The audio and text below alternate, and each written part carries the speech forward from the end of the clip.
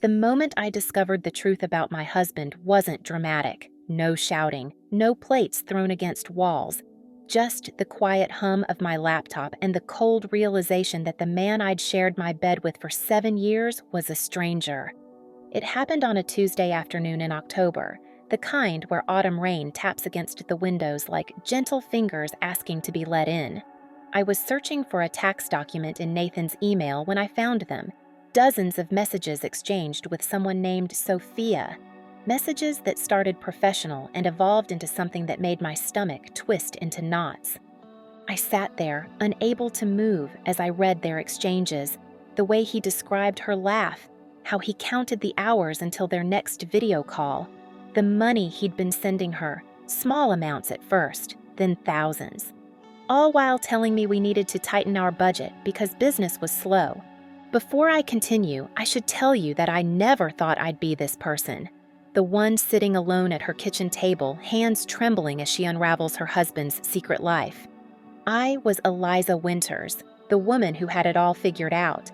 The successful interior designer with the charming husband and the renovated craftsman home that was featured in a local magazine last spring. We were the couple friends came to for relationship advice. At least, that's what I thought. But maybe I should start from the beginning.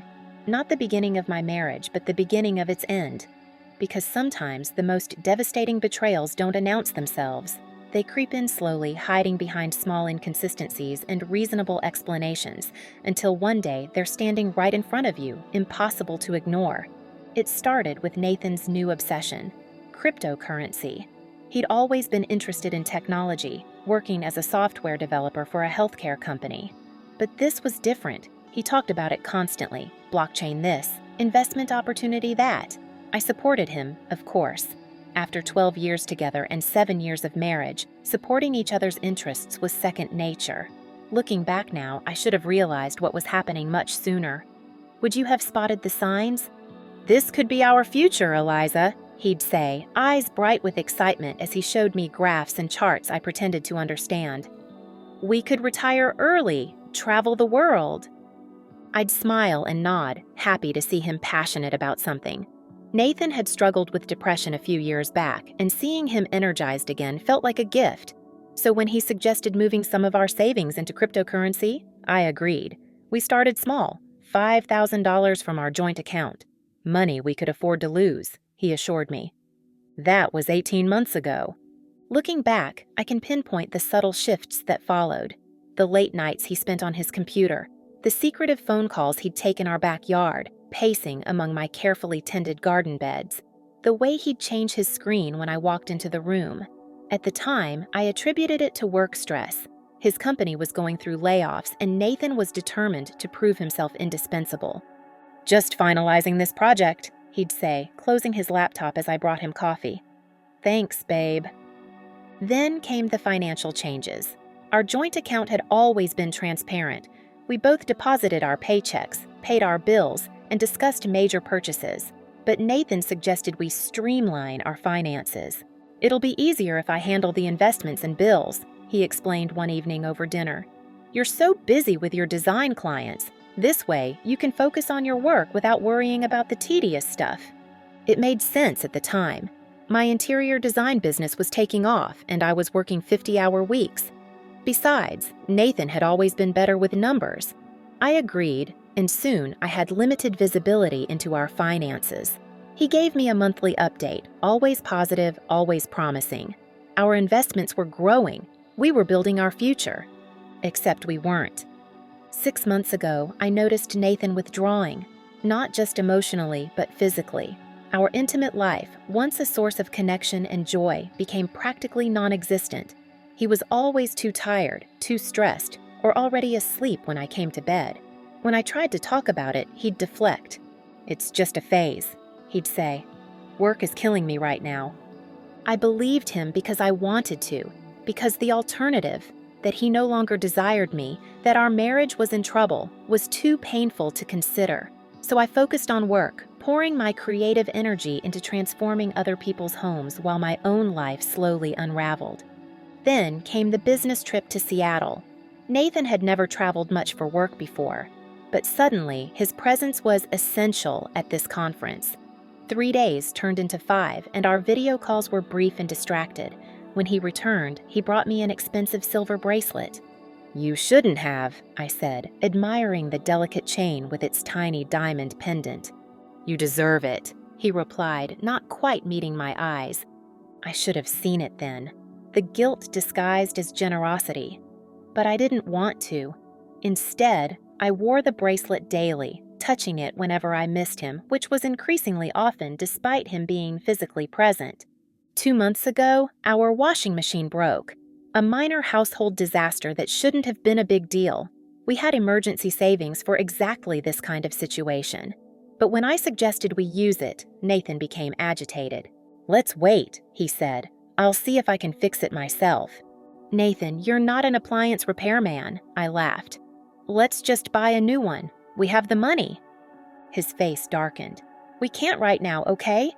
Just trust me on this." For the next 3 weeks, I hauled our laundry to a laundromat 2 miles away. Every time I sat watching our clothes tumble in industrial-sized machines, surrounded by strangers, I wondered what Nathan wasn't telling me. But whenever I tried to discuss our finances, he'd get defensive or change the subject. "Everything's fine," became his mantra. "Just a temporary cash flow issue. The investments need time." I might have continued believing him if not for the credit card statement. It arrived while Nathan was at work, one I didn't even know existed. It was in his name, but linked to our joint account for payments. The balance, $15,752. As I scanned the transactions, my confusion turned to nausea. Hotel charges in Seattle on days he was supposed to be home. Jewelry purchases that I'd never received, restaurant bills for 2 at upscale places I'd never visited. And then there were the transfers. Large sums sent through services I'd never heard of. Almost $30,000 over the past year, all to the same recipient account.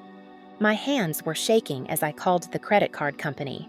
Using Nathan's personal information, his birthday, our address, his mother's maiden name, I managed to access the online account. There, I found the email address linked to the card. Not our shared email or even his regular personal one, but a Gmail account I'd never seen before.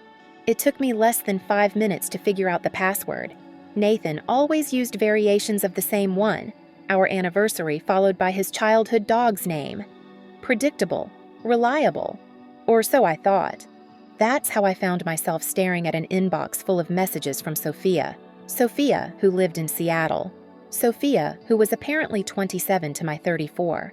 Sophia, who Nathan had met in an online forum about cryptocurrency investments a year ago. Their early exchanges were innocent enough, discussions about market trends and investment strategies. But they quickly evolved. Nathan shared his frustrations about work, about feeling undervalued. She was sympathetic, understanding. They moved from the forum to private messages, then to video calls. I found those too. Recordings saved in a folder labeled Project Research. Hours of conversations where they laughed together, where he complimented her smile, where she told him he deserved better than his current life. Better than me, though she never said it explicitly. Then came the investment opportunity. Sophia had insider knowledge about a new cryptocurrency that was guaranteed to explode in value. All she needed was initial capital, and she'd split the profits with Nathan.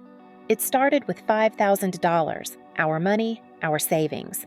When that disappeared into the temporary market downturn, she needed more, to recoup the losses, to take advantage of the coming surge. Nathan gave it to her. First from our savings, then from credit cards he opened without my knowledge. In one message, he expressed concern about the mounting debt. Her response chilled me. "Nathan, baby, you need to trust the process. We're so close to the breakthrough. Besides, what's money compared to what we have? Once we cash out, we can be together for real. No more hiding, no more wife who doesn't understand you." I sat in our kitchen, the kitchen we'd renovated together last year, choosing each tile, each fixture with care, and felt my world collapse. 7 years of marriage, 12 years of building a life together. All of it a lie, or at least it had become one. When Nathan came home that evening, I was still sitting at the kitchen table, surrounded by printed emails and credit card statements. His face, when he saw me, the flash of panic, quickly replaced by anger, told me everything I needed to know. "You went through my things?" he demanded, as if I was the one who had betrayed our vows. "How much?" I asked, my voice remarkably steady. "How much of our money have you given her?" He deflated then, sinking into the chair across from me. "It's not what you think." "It's exactly what I think," I said, pushing a statement toward him. $45,000, Nathan, our entire savings plus credit card debt. For what? For her? "She's not," he started, then stopped. "The investment is real, Eliza. She has connections. We're going to make it all back and more." I laughed then, a hollow sound that scared even me. "There is no investment. There never was. She's scamming you." "You don't understand," he insisted, his eyes pleading. "Sophia and I have a connection. She gets me in a way that you and I... We've grown apart, Eliza. You have to see that." Those words, delivered so calmly, as if he was discussing something as mundane as the weather, broke something in me. Not my heart. That would come later. No, what broke was the illusion that I knew the man sitting across from me. "Have you slept with her?" I asked, needing to know the full extent of his betrayal. His hesitation was answer enough. "In Seattle," he finally admitted. "And when I told you I was working late some nights, I was at the Residence Inn downtown." The Residence Inn, 3 miles from our home. While I waited up, worried about him working too hard, he was with her. The room charges on the credit card statement suddenly made sickeningly perfect sense. "I want you out," I said, surprised by my own conviction. "Tonight? Eliza, we need to talk about this. About the money." "The money you gave away? The money you stole from our future?" My voice rose with each word. "Or do you mean the debt you racked up in both our names?" His face hardened. "I did it for us, the investment." "Stop lying!" I shouted, slamming my hand on the table. "She's not an investor, Nathan. She's a con artist who saw an easy mark, a middle-aged man desperate to feel special again. And you fell for it, hook, line, and sinker." "That's not fair," he said, but his protest sounded weak even to him, I could tell. "Fair?" I was trembling now. "Was it fair to empty our accounts without telling me? To max out credit cards in your name but tied to our joint account? To sleep with another woman in a hotel I probably drove past on my way to meet clients?" He had no answer for that. "I want you gone by morning," I said, standing up. "Stay with Sophia if she's so wonderful. Though I doubt her connection with you will survive when she realizes you have nothing left to give her." That night, I locked myself in our guest room while Nathan packed. I could hear him moving around, opening drawers, zipping suitcases. 12 years reduced to whatever fit in his car. I didn't cry. Not yet. I was still in shock, operating on autopilot, my body moving through necessary motions while my mind struggled to process the magnitude of what had happened. In the morning, he was gone. A house key left on the kitchen counter. No note, no explanation. Just the empty spaces where his things had been and a financial disaster I was only beginning to understand. The days that followed passed in a blur. I called in sick to work, something I never did. I contacted our bank, credit card companies, a financial advisor, and finally, a lawyer. The picture that emerged was grim. Nathan had systematically drained our savings, $27,000 gone. He'd opened 3 credit cards in his name, but linked to our joint account for payments. Total debt, $18,500. Our home equity line of credit, which we'd planned to use for a bathroom renovation, had been maxed out at $25,000. All told, he'd given Sophia, if that was even her real name, over $45,000 in the span of a year. Money we'd saved for vacations, home improvements, and eventually, the family we'd planned to start once my business was more established. "You have options," my lawyer Diane told me during our first meeting. "Since the credit cards are in his name, you might not be liable for those debts, but the HELOC and joint savings, that's trickier." "Can we go after this woman?" I asked. She clearly manipulated him. Diane's expression was sympathetic but realistic. "We can try, but these scammers are sophisticated. She probably used fake information, and the money has likely been moved through multiple accounts by now. And even if we find her..." "He gave her the money willingly," I finished, the bitter truth settling in my stomach. "Exactly. It wasn't theft in the legal sense." I left Diane's office with a to-do list that made my head spin. File for legal separation, document all finances, consider bankruptcy options, decide whether to try to keep the house. The house. Our home. The one with the garden I'd lovingly tended, where I'd planted roses for our 5th anniversary. The kitchen where we danced while making dinner. The bedroom where... No, I couldn't think about that now. That night, I finally broke down. Sitting on my bathroom floor, I sobbed until my throat was raw and my eyes swollen. I cried for the life I thought I had, for the future that had been stolen from me, for the humiliation of having to explain to friends and family what had happened. This next part still makes my stomach turn, and maybe it will for you too. And yet, even in my despair, a small voice inside me whispered that I would survive this, that I was stronger than Nathan's betrayal. That voice would become my lifeline in the coming months. The next day, I called my closest friend, Rebecca. We'd been friends since college, and she'd stood beside me at my wedding, beaming as Nathan and I exchanged vows. Telling her felt like making it real in a way I wasn't ready for, but I needed someone on my side. "That absolute bastard," she said after I'd stumbled through my explanation. "I'm coming over, now." 2 hours later, she was at my door with wine, chocolate, and fierce loyalty. She listened as I poured out the whole sordid story, including details I'd been too ashamed to tell Diane. "How did I not see it?" I asked, wine glass clutched in my trembling hand. "We slept in the same bed every night. I thought I knew him." "Because you trusted him," Rebecca said simply. "That's not a character flaw, Eliza. That's what you're supposed to do in a marriage."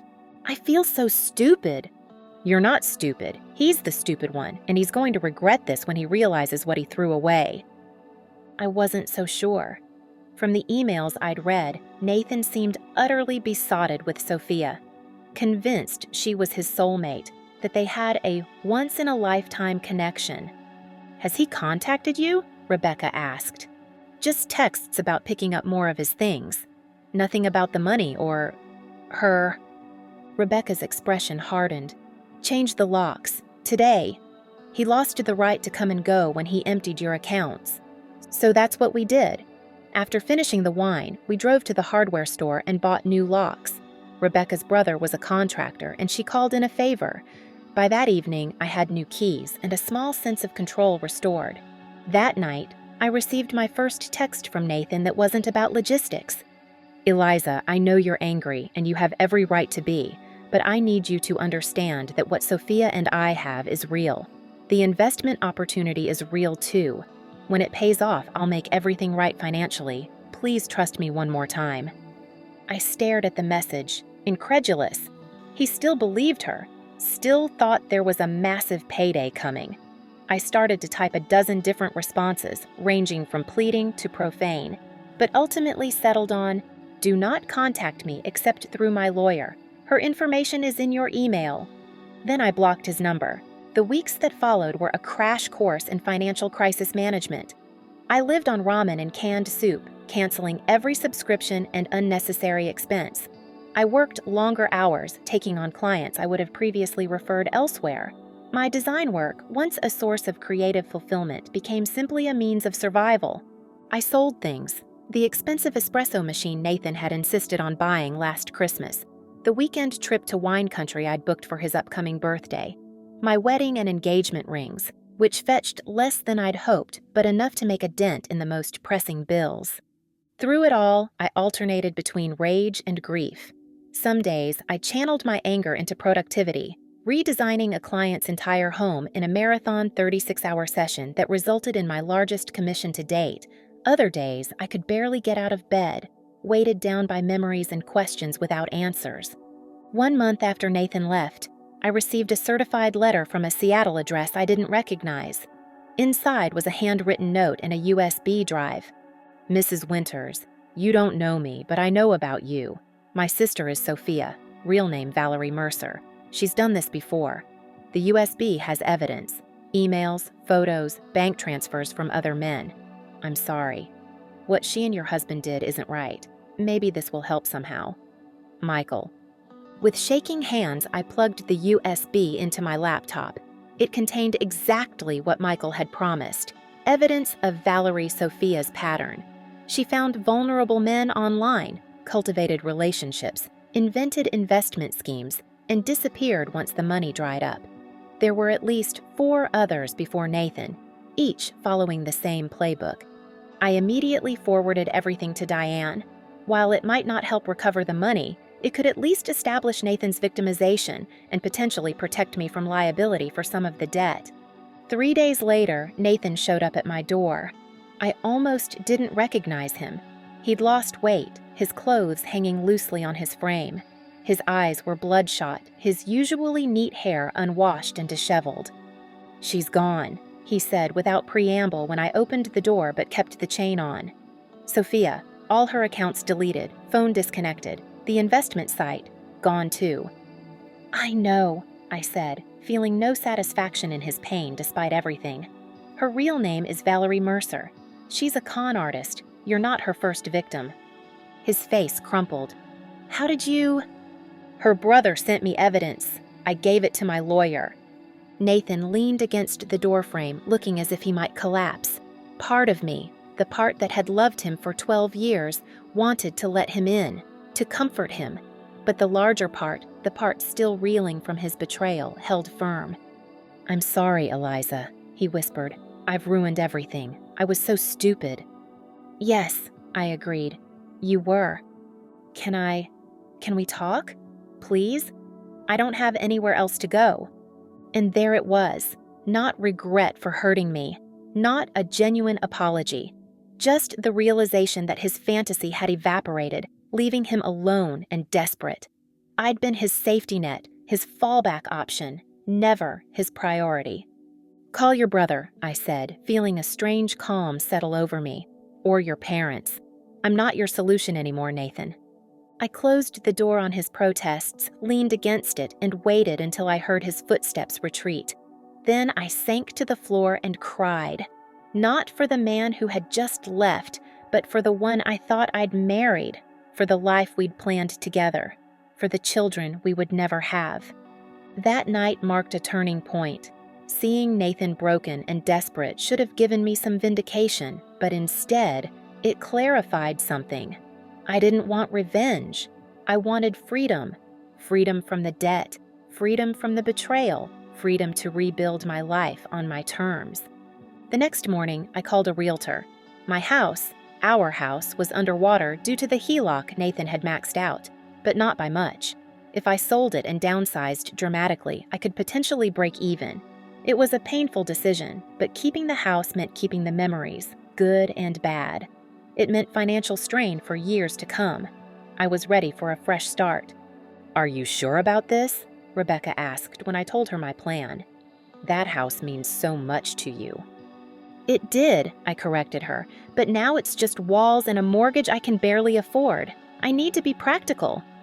I hate that he's forcing you to give up your home. He's not forcing me. I'm choosing this. There's a difference. And there was. For the first time since discovering Nathan's betrayal, I felt in control. The decision was mine. The path forward, difficult as it might be, was one I was choosing with clear eyes. The house sold faster than expected. The market was hot, and despite the financial complications, we had multiple offers within days. I accepted one slightly below asking price, but with a fast closing and minimal contingencies. Within 3 weeks, I was packing up my life. It was during this process that I found it, a small velvet box tucked behind Nathan's winter sweaters. Inside was a diamond necklace I'd never seen before. The receipt was still in the box, $3,200, purchased 2 months before he left. A gift for Sophia, presumably. One he never got to give her before she vanished. I sold it the next day and used the money to hire a financial advisor who specialized in debt recovery and credit rehabilitation. It felt like poetic justice. Sophia's intended gift funding my financial rebuilding. The divorce proceedings were surprisingly straightforward. Nathan didn't contest anything, too consumed by his own shame and financial ruin to put up a fight. The court was sympathetic to my situation, especially with the evidence of Valerie Sophia's history of fraud. Nathan was assigned the bulk of the credit card debt, while we split the HELOC liability. I walked away with my business intact and a path, albeit a long one, out of the financial hole he'd dug for us. 6 months after that fateful October afternoon, I moved into my new place, a small but sunny one-bedroom apartment above a bookstore in a quieter part of town. It wasn't the craftsman home with the garden I'd lovingly tended, but it was mine, free from Nathan's betrayal, free from memories lurking around every corner. My interior design business had not just survived, but thrived during this period. Perhaps clients sensed my new determination, my need to prove myself. Or maybe I simply worked harder than ever before, pouring my pain into creating beautiful spaces for others while my own life was in chaos. Whatever the reason, I had a wait list for the first time in my career. Financial recovery was slower. I lived on a strict budget, tracking every dollar. I met with my financial advisor monthly, celebrating small victories like paying off one of the smaller credit cards Nathan had opened. My credit score, which had plummeted after everything came to light, began a slow climb back to respectability. 9 months after Nathan left, I received a job offer that seemed too good to be true.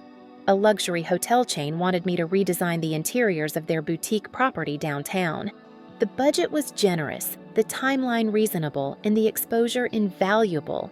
It would be my biggest project yet, and potentially the one that could accelerate my financial recovery significantly. If you're watching this and still believe trust is enough, keep watching. The timing felt meaningful. It had been exactly a year since Nathan first met Sophia online, setting in motion the events that would destroy our marriage and financial stability. Now I had an opportunity that could restore at least the financial part of what I'd lost.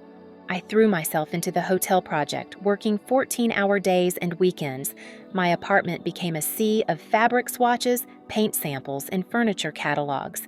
I barely saw friends, barely remembered to eat some days. But for the first time in a long time, I felt purposeful, driven not by pain or necessity, but by passion for my work.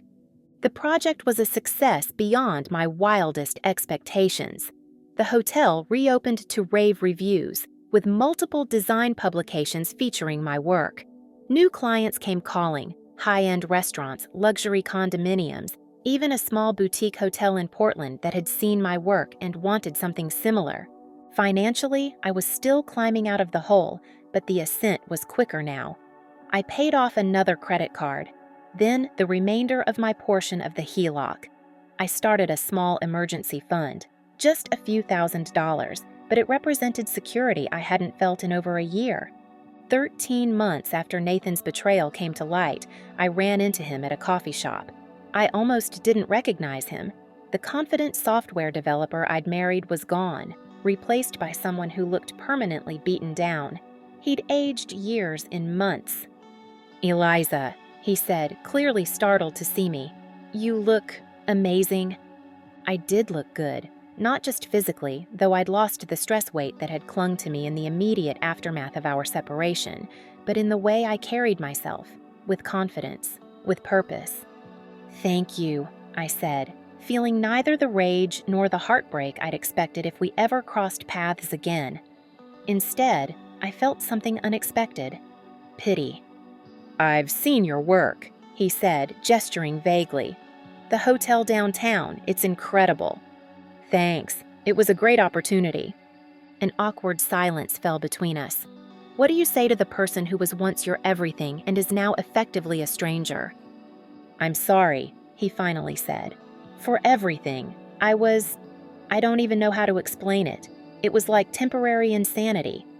"You don't need to explain," I replied, surprised to find I meant it. "It's in the past." "Is it?" he asked, hope flickering in his eyes. Because I've been thinking. It is for me, I said firmly. I've moved on, Nathan. His face fell, but he nodded. I understand. I miss our life. I miss you. Once, those words would have weakened my resolve. Once, I might have considered giving him another chance, foolishly believing people could change. But I'd learned too much about him, about myself, about what I deserved. I should go, I said, gesturing to the door. Take care of yourself, Nathan. As I walked away, I felt something settle within me. Not forgiveness exactly. I wasn't there yet, might never be. But acceptance. Acceptance that what happened was real. That it had changed me irrevocably. And that despite everything, the betrayal, the financial devastation, the heartbreak, I had survived. More than survived. I had rebuilt. Today, 18 months after discovering Nathan's affair and the financial deception that came with it, I'm in a very different place than I imagined I'd be at 36. I'm single, living in an apartment rather than a house, and still mindful of my spending in ways I never had to be before. But I'm also debt-free for the first time since college. My business has a waiting list 6 months long. I've started dating again, cautiously, with boundaries I never knew I needed before. Most importantly, I've reclaimed my narrative. No longer am I Eliza Winters, the woman whose husband betrayed her. I'm simply Eliza, interior designer, survivor, work in progress. The financial trauma lingers. I check my bank accounts daily, sometimes multiple times. I have alerts set for any transaction over $100. I keep detailed records of every penny spent and earned. These habits were born from necessity, but have become a source of empowerment. Never again will I be financially blindsided. Never again will I trust someone else completely with my economic well-being. If you're watching this and thinking, this could never happen to me, I understand. I thought the same thing once. But financial infidelity can happen in any relationship, regardless of education, income level, or how in love you think you are. Here's what I wish I'd known before it happened to me. Always maintain financial transparency in your relationship.